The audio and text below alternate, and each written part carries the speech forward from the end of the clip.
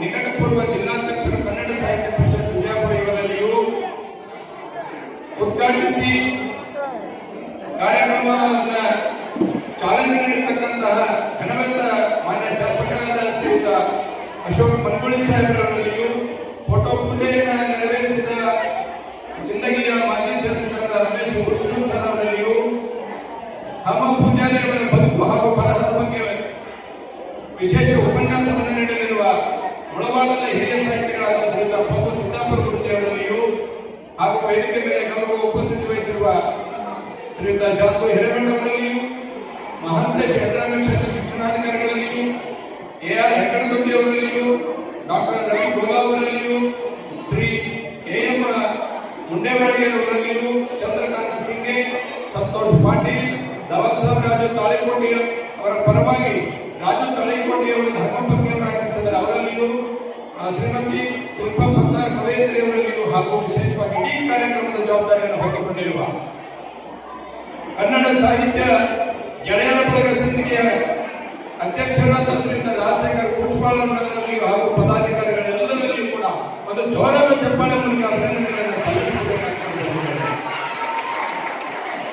ಯಾಕಂದ್ರೆ ನಾವೆಲ್ಲ ಕನ್ನಡ ಸಾಹಿತ್ಯ ಪರಿಷತ್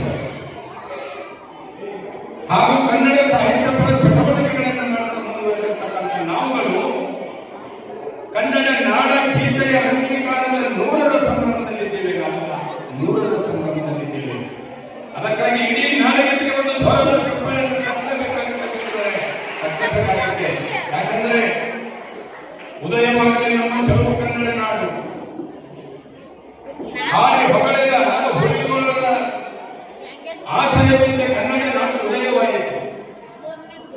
ಹಾಗೆ ಉದಯವಾದ ನಾಡಿಗೆ ಒಂದು ಸುಂದರ ಗೀತೆಯ ಅವಶ್ಯಕತೆ ಇದೆ. 1956ರಲ್ಲಿ ಮೈಸೂರು ರಾಜ್ಯ ಉದಯವಾದ ನಂತರ 1973ರಲ್ಲಿ ಕರ್ನಾಟಕದಿಂದ ನಾಮಕರಣಗೊಂಡಿರತಕ್ಕಂಥ ನಂತರ ಇಡೀ ಕನ್ನಡದ ನಾಡು, ನುಡಿ, ಸಂಸ್ಕೃತಿ, ಸಂಸ್ಕಾರ,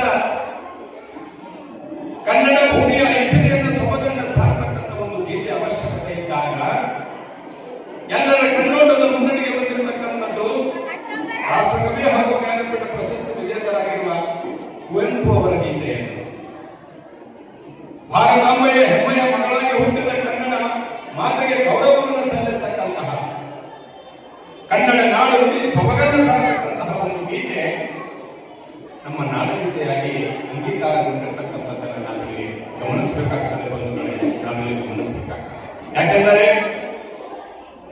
1,91,791 ಕಿಲೋಮೀಟರ್ ವಿಸ್ತೀರ್ಣ ಹೊಂದಿರತಕ್ಕಂಥ ಕರ್ನಾಟಕ ರಾಜ್ಯದಲ್ಲಿ 31 ಜಿಲ್ಲೆಗಳು, 233 ತಾಲೂಕುಗಳು, 745 ಹೋಬಳಿಗಳು, 27,481 ಗ್ರಾಮಗಳು, 5,628 ಗ್ರಾಮ ಪಂಚಾಯಿತಿಗಳು, 45,337 ಗ್ರಾಮೀಣ ಶಾಲೆಗಳನ್ನು ಹೊಂದಿರತಕ್ಕಂಥ ನನ್ನ ರಾಜ್ಯದಲ್ಲಿ 9 ಅಭಯಾರಣ್ಯಗಳು, 4 ಪಕ್ಷಿಧಾಮಗಳು, 12 ಪ್ರಮುಖ ಜಲಪಾತಗಳು, ಮಾ ಕಾವೇರಿ, ತುಂಗೆ, ಘಟಪ್ರಭೆ, ಅರ್ಕಾವತಿ, ಮಲಪ್ರಭಾ, ಭೀಮಾ, ಕೃಷ್ಣ, ಅನಂತ ರತ್ನವಾಗಿರುವ ನದಿಗಳು ಹೊಂದಿರತಕ್ಕಂಥ ಈ ರಾಜ್ಯಕ್ಕೆ ಒಂದು ನಾಡಗೀತೆ ಬೇಕಾಗಿತ್ತು.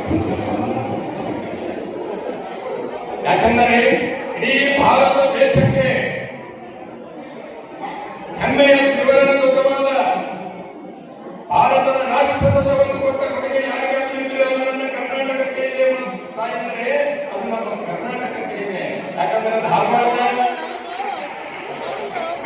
ನಾಗರಿಕತೆಯನ್ನು ಯಾಕೆ 100ರ ಸಂಭ್ರಮ ಅಂದ್ರೆ ರಾಷ್ಟ್ರಕವಿ ಕುವೆಂಪು ಅವರು 1924ರಲ್ಲಿ ಕಿಶೋರ ಚಂದ್ರಮಣಿ ಎಂಬ ಕಾವ್ಯನಾಮದ ಅಡಿಯಲ್ಲಿ ಈ ಒಂದು ಗೀತೆಯನ್ನು ಬರೆದರು. 2024 ಮುಗಿಸಿಕೊಂಡು ನಾವು 25ನೇ ವರ್ಷದಲ್ಲಿ 100ರ ಸಂಭ್ರಮದಲ್ಲಿ ಆಚರಣೆಯನ್ನು ಮಾಡ್ತಾ ರಾಜಶೇಖರ್ ಕೂಚ್ವಾಳ್